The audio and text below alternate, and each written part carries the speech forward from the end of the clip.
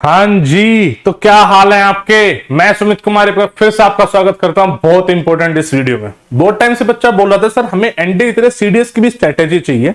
बहुत सारे रीजंस हैं, बहुत बच्चों के एनडीए का अटेम्प्ट खत्म हो गया, बच्चा सीधा डायरेक्टली सीडीएस की तैयारी करना चाह रहा है। तो आज की इस वीडियो में मैं डिटेल्ड बातें बताने वाला हूं कि आपको एग्जैक्टली हर एक सब्जेक्ट के लिए क्या स्ट्रेटेजी रखनी चाहिए। वीडियो को एंड तक देखना, डेफिनेटली विल गेन समथिंग। अच्छा, ये सब स्टार्ट करूं उससे पहले एक और बात बता दूं कि हमने ऑलरेडी ऑनलाइन बैच निकाल दिए हैं सीडीएस के। आप चाहो तो उसको एनरोल कर सकते हो, एक डिटेल्ड स्ट्रक्चर बैच है।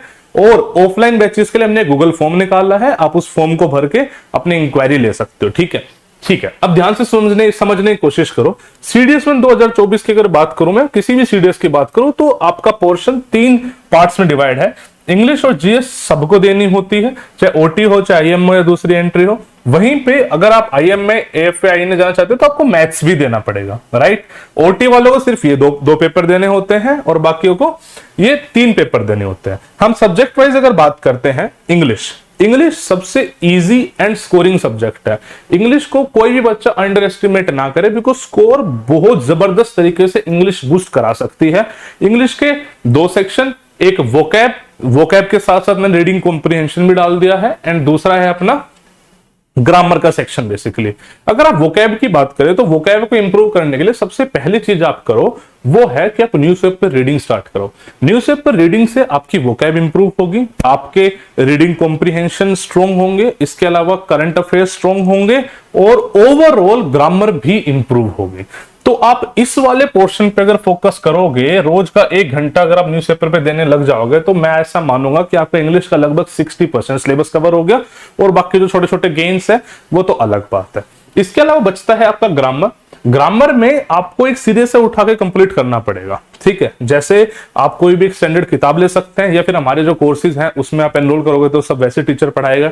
जैसे बख्शी किताब है, रैन मार्टिन किताब, उसमें क्या स्टार्टिंग से लेकर एंड तक हर एक कॉन्सेप्ट को डिटेल में बताया गया है, तो आप ये वाली चीज कर सकते हो। नेक्स्ट आता है बच्चे मैथमेटिक्स। मैथमेटिक्स में ज्यादा focus obviously arithmetic, but advance का भी ठीक ठाक लेवल अब होने लग गया है। इसमें बच्चा कंफ्यूज रहता है क्या करे क्या ना करे। कोई भी एक एसएससी मतलब सीजीएल थोड़ा सा ज्यादा हो जाएगा, लेकिन कॉन्सेप्ट वही है। ठीक है, अर्थमेटिक के खास तौर से, एडवांस में फिर भी थोड़ा सा नीचे है। मैं बोलूंगा कि जैसे एक आर डी शर्मा की ऑब्जेक्टिव किताब आती है वो अच्छी है। मतलब क्यों? बिकॉज जो यहां पे आती है ना वो कैलकुलेटिव आती है। या फिर आप ना एक काम कर लो, पीवाईक्यू कर लो। आप कॉन्सेप्ट कहीं से भी सीख सकते हो, जैसे हमने पहले खुद भी कराए हुए हैं, राज सर ने यूट्यूब में फ्री में भी डाले हुए हैं, इसके अलावा कोर्सेज में भी चलेंगे। मेन पॉइंट क्या है, इसमें कैलकुलेटिव मैथमेटिक्स आती है। जो बच्चा मैथमेटिक्स में ठीक ठाक स्ट्रॉन्ग मतलब कर लेगा ना स्कोर, उसको बहुत ज्यादा फायदा रहेगा। उसका रीजन ये है कि मैथमेटिक्स में अगर स्कोर अच्छा कर लोगे तो आप मेरिट में बहुत अच्छे तरीके से खेल सकते हो। Now comes to the last and the most difficult portion, that is GS. GS बच्चा छोड़ देता अगर सेक्शनल कट ऑफ ना होती तो, बिकॉज हालत इतनी टाइट है, जीएस का सिलेबस बहुत वास्ट है। एक आता है पोर्शन साइंस का, जिसमें अच्छी बात यह है कि 9th और 10th की साइंस आती है बस। ठीक है, फिजिक्स केमिस्ट्री बायोलॉजी इसमें आती है। बायो का पोर्शन अच्छा खासा है, फिजिक्स का पोर्शन भी अच्छा खासा है। ये अच्छा स्कोरिंग पोर्शन है, बट कंडीशन ये कि आपने अच्छे से साइंस पढ़ी हो। जो साइंस बैकग्राउंड का स्टूडेंट होता है उसके लिए काफी इजी पड़ता है, जो साइंस बैकग्राउंड का नहीं है ऑब्वियसली उसके लिए बहुत ज्यादा मुश्किल है। ये पोर्शन तो सभी के लिए मुश्किल है, चाहे हिस्ट्री हो, ज्योग्राफी हो, पॉलिटी, इकोनॉमिक्स हो, करंट अफेयर्स हो। एनडीए और सीडीएस में फर्क ये है कि एनडीए में जो चीजें बहुत ऊपर ऊपर से पूछता है, सीडीएस में वही चीजें डेप्थ के साथ पूछता है। आपको हिस्ट्री आपको डेप्थ में पढ़नी पड़ेगी, ज्योग्राफी आपको डेप्थ में पढ़नी पड़ेगी, पॉलिटी आपको डेप्थ में पढ़नी पड़ेगी, करंट अफेयर्स आपको डेप्थ में पढ़ने पड़ेंगे।